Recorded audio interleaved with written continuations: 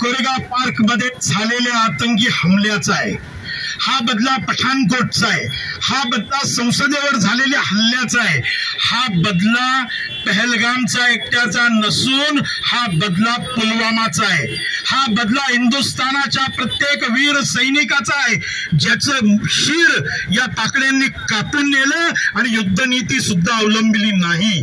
हा बदला हिंदुस्थानाच्या प्रत्येक व्यक्तीच्या रक्ताच्या थेंबाचा आहे ज्यानं या देशासाठी आपले प्राण गमावले.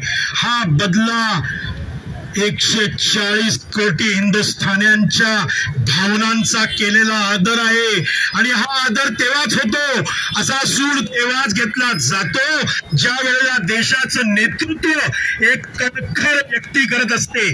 पंतप्रधान नरेंद्र मोदींनी आज जगाला दाखवून दिलं की आम्ही खऱ्या अर्थानं ते विश्वगुरु आहेत आणि खऱ्या अर्थानं हिंदुस्थान सक्षम आहे की ज्याच्या रणरागिणी आपल्या सर्वांना माहित असेल की व्योमिका सिंग आणि तिच्या बरोबर गुजरातची कुरेशी या दोघींनी ज्या पद्धतीनं टार्गेटेड त्या ठिकाणी स्ट्राइक्स केले, 9 ठिकाणच्या हल्ल्यामध्ये अगदी भावलपूर असेल, मुर्शिदाबाद असेल, सर्जल असेल, सियालकोट असेल, या प्रत्येकांचे अतिरेकी अड्डे उद्ध्वस्त केले आणि जैश मोहम्मद असेल, अझहर मसूद ढसा रडला कारण त्या नीच माणसाच्या कुटुंबातली 12 माणसं मारली.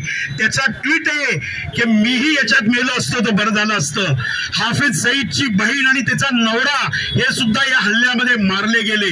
तब्बल 400च्या वर आतंकवादी मारल्या गेल्याची पुष्टी या ठिकाणी झाली आहे आणि त्यामुळे भारतीय सैन्यानं काय केलं, एक का बदला 100 से लेंगे, गिन गिन कर लेंगे, चुन चुन कर लेंगे. आणि अशा पद्धतीनं आज मी असं म्हणेन की गेल्या 15 दिवसापासून आपल्या प्रत्येकाच्या हृदयामध्ये जी एक आग होती, जे प्रत्येकाला असं वाटत होतं की कधी होणार, ते आज पहाटे घडलं. पण त्याच्या पुढे माजी लष्कर प्रमुख मनोज नरवणे यांचं जे ट्विट आहे कि ये तो पिक्चर अभी बाकी है. हा पिक्चर त्या दिवशी पूर्ण होईल ज्या दिवशी पाक ऑक्युपाइड काश्मीर हा पुन्हा एकदा हिंदुस्थानाचा भाग होईल, ज्या दिवशी बलुचिस्तान स्वतंत्र होईल आणि ज्या दिवशी भारताची रफेल ही लाहोर आणि कराची पर्यंत धडक मारेल, त्या दिवशी खऱ्या अर्थानं या देशासाठी शहीद झालेल्या प्रत्येक सैनिकाच्या आत्म्याला आणि या देशामध्ये अतिरेकी हल्ल्यामध्ये मृत्युमुखी पावलेल्या प्रत्येक व्यक्तीच्या कुटुंबाला खऱ्या अर्थानं आपण त्यांचा सूड घेतला असं म्हणता येईल. मी या ठिकाणी मला जे बोलायचं होतं ते अत्यंत चांगल्या शब्दामध्ये जयंत भावेंनी व्यक्त केलंय, पुनीत जोशींनी व्यक्त केलंय. मी पण पुन्हा एकदा कुलदीप सावळेकर आणि निलेश कोंढाळकर या दोघांचं या ठिकाणी अभिनंदन करेन की त्यांनी थोड्याशा वेळामध्ये या ठिकाणी एक चांगल्या पद्धतीनं या जल्लोषाला ते आज या ठिकाणी करत आहेत आणि या जल्लोषाबरोबरच या ठिकाणी आपण येणाऱ्या काळामध्ये कशा पद्धतीनं आपण पुढे जायचं याचाही त्यांनी एक दिशानिर्देश दिलेला आहे. येणाऱ्या काळामध्ये अंतर्गत शत्रूंपासून आपल्याला सावध राहायचंय.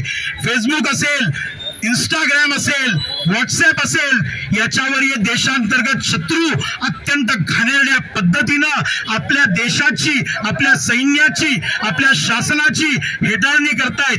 येणारा काळ हा त्यांना योग्य प्रत्युत्तर देण्याचा असेल आणि ते प्रत्युत्तर सोशल मीडियावर आपण सर्वजण सजगपणे द्याल अशा प्रकारचा विश्वास व्यक्त करतो आणि पुन्हा एकदा भारत माता की वंदे वंदे. धन्यवाद.